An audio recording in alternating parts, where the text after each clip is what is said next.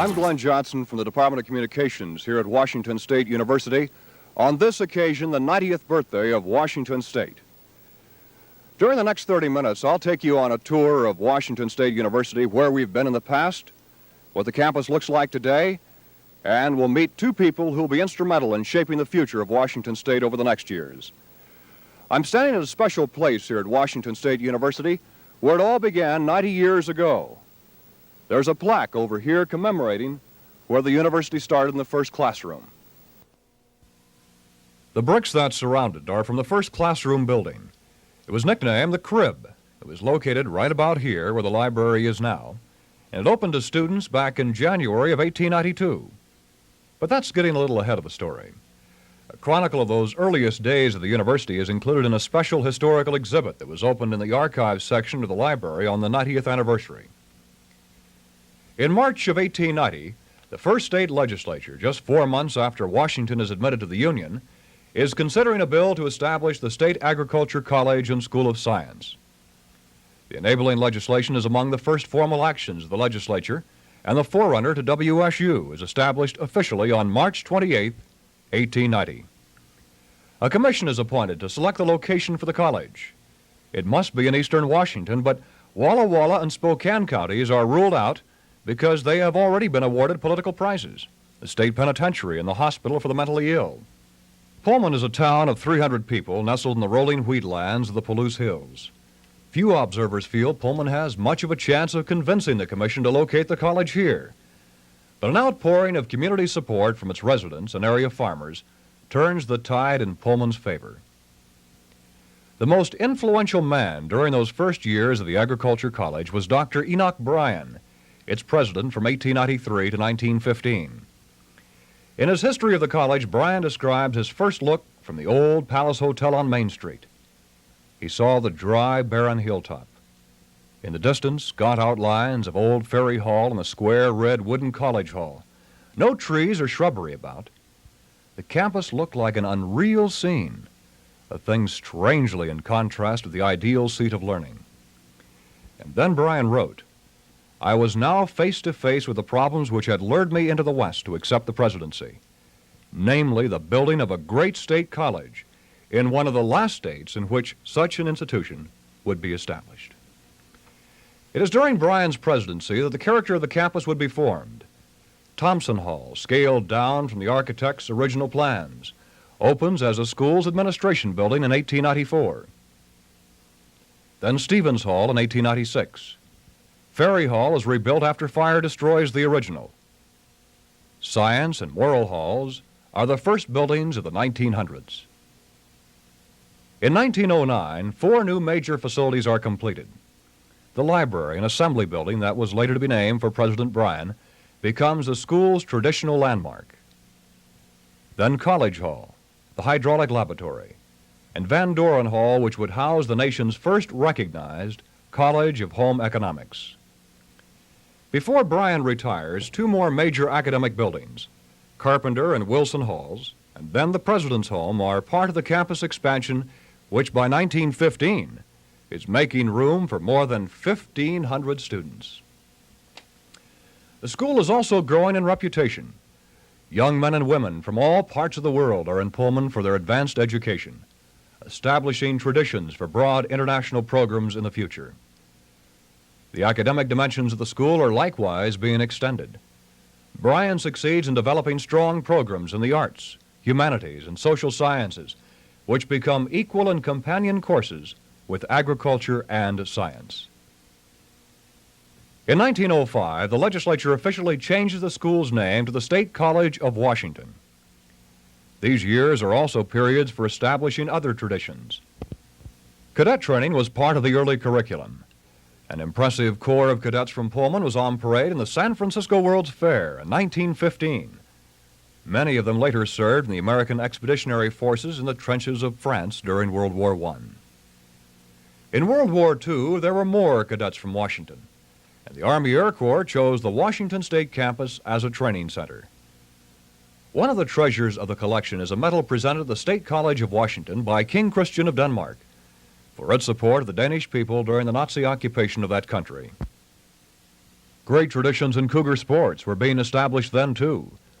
Legendary football coaches Lone Star Dietz and Babe Hollenberry. Cougars played in the first Rose Bowl game and later in 1931, the year the players were hosted at a special Pennsylvania Avenue residence in that other Washington. An Olympic gold medal won by heavyweight boxer Pete Rademacher is among the mementos of achievement in sports.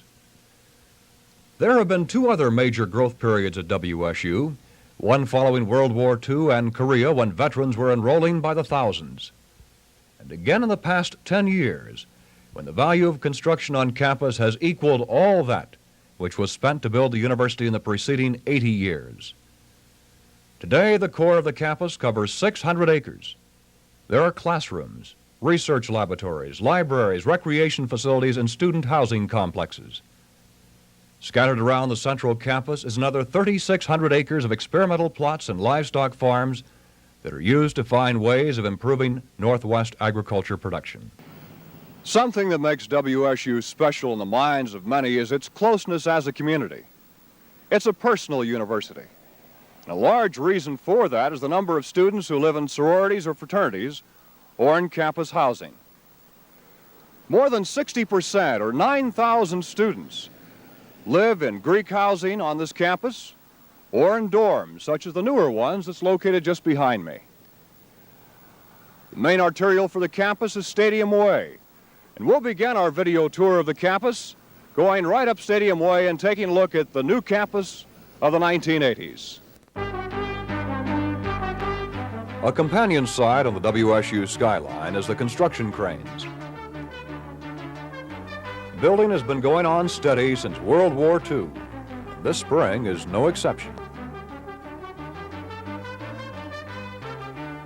The project underway here, just beyond some of those post-war temporary housing units, is a new student health complex and community hospital.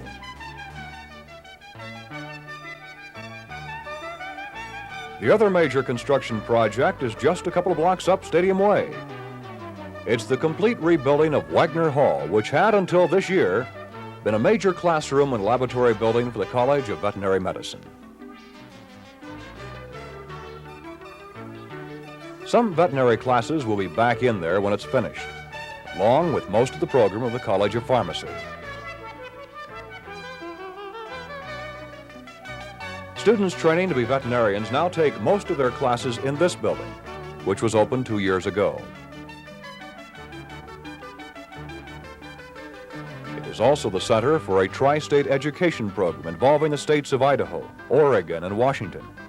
And I'll have a little more on that later.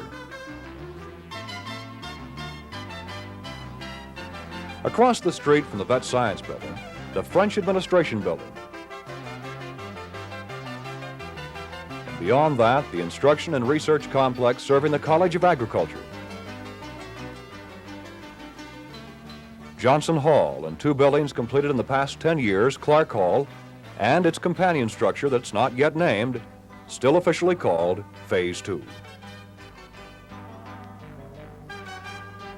Looking back in the direction where we started, up Wilson Road, is the newest of all the 100 buildings on campus, and it symbolizes the importance of information and data processing to an education center. It's, of course, the Computer Science Building. And in addition to housing the academic phase of computer science, it also has the largest publicly owned computer and information handling system in the Northwest. The Computing Center is a state service unit which stores and processes data for school districts, community colleges, other universities, and several state and federal agencies. Beyond the Fine Arts Building and Compton Student Union is the Central Mall. Hundreds of students use it on their way to classes every hour. When the weather cooperates, it's a place for rallies and outdoor concerts.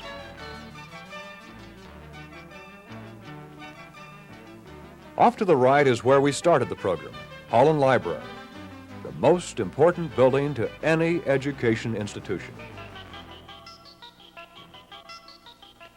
Holland, with the Owen Science and Engineering Library and a few smaller libraries in the separate colleges, has more than 2.5 million books and documents in the system, including some of the most important Northwest history and literary collections in the country.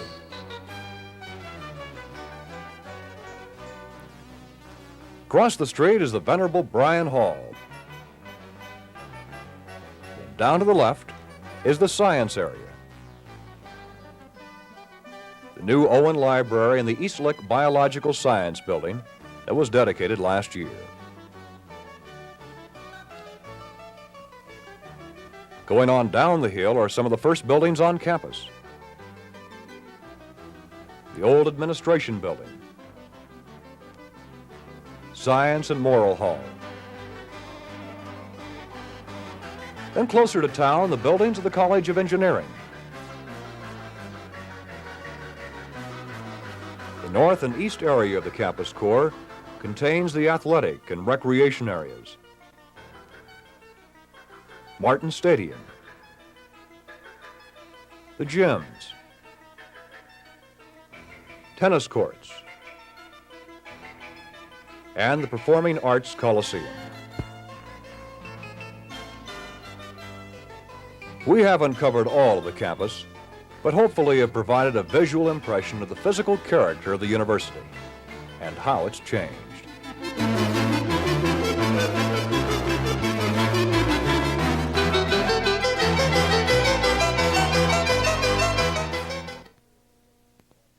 Dr. Glenn Terrell is in his 12th year as president of Washington State University.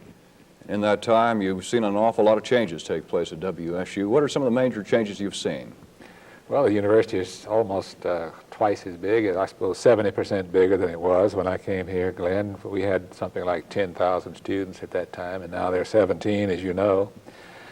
Besides the increases in size that have taken place at Washington State University, there have been a lot of programmatic changes as well.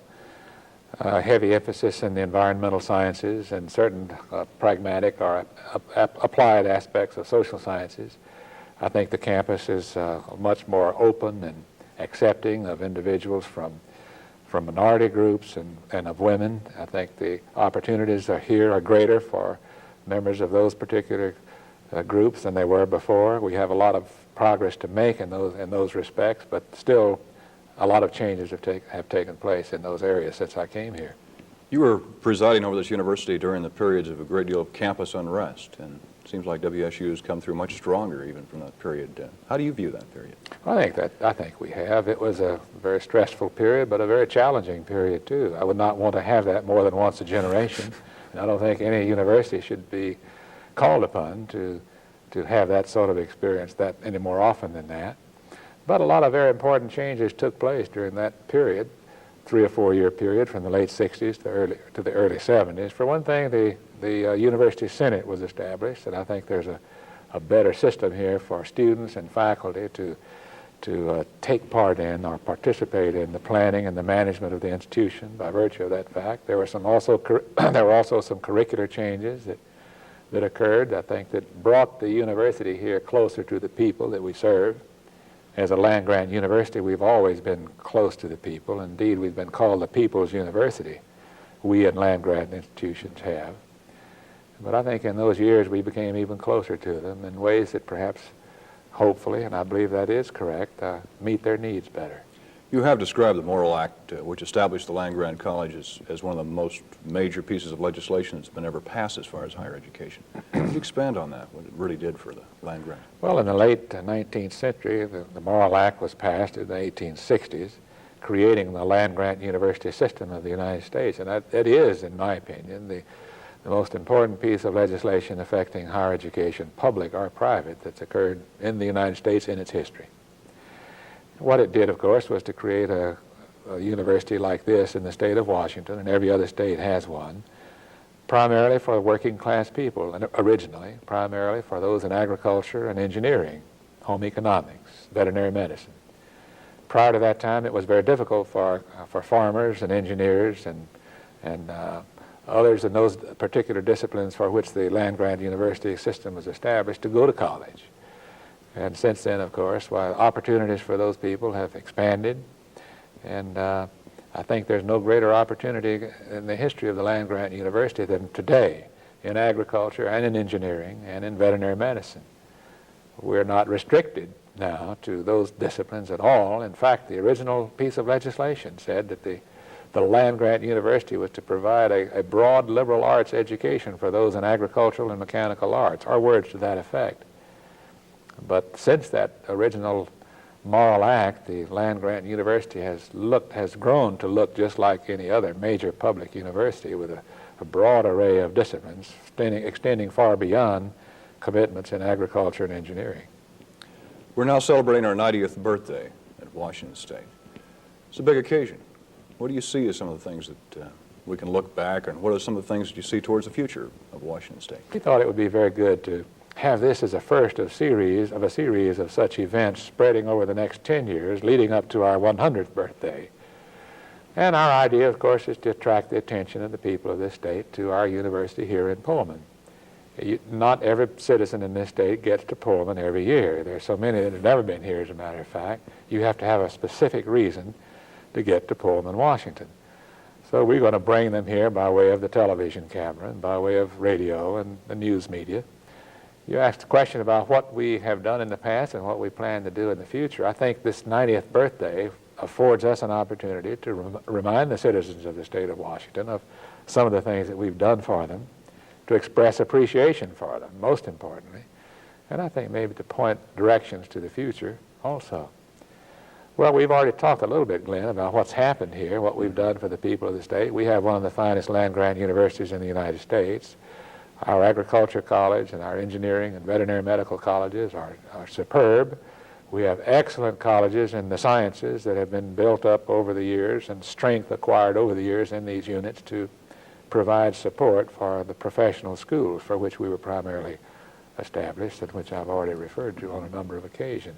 What do you see as the major challenges in the next 10 years for our 100th birthday? Well, I think the immediate challenge is to adjust to the financial difficulties we're having. I see, for example, the combination of federal reductions in support of higher education, which I think are almost a certainty in view of President Carter's plan to reduce the federal budget by $15 or $20 billion, and a 3% reduction in our operating funds, existing operating funds mandated recently by the State Budget Office, along with the failure of the legislature to fund the 1.5% unfunded salary increase. I see the combination of those three variables providing a very, very serious fiscal problem for this university and for all of the other universities in the state of Washington in the immediate future. But it's going to make it more difficult for us to implement some of the programmatic plans which your question was aimed at. But nevertheless, we'll make it out of it. We've always made it out of it. We've had fiscal constraints and we've had fiscal crises in the last 7 or 8 or 10 years, and we nevertheless have gotten stronger and stronger, and we'll get stronger and stronger regardless of what happens to us in the next 2 or 3 or 4 months or next year or two, due to that combination of factors we were just talking about.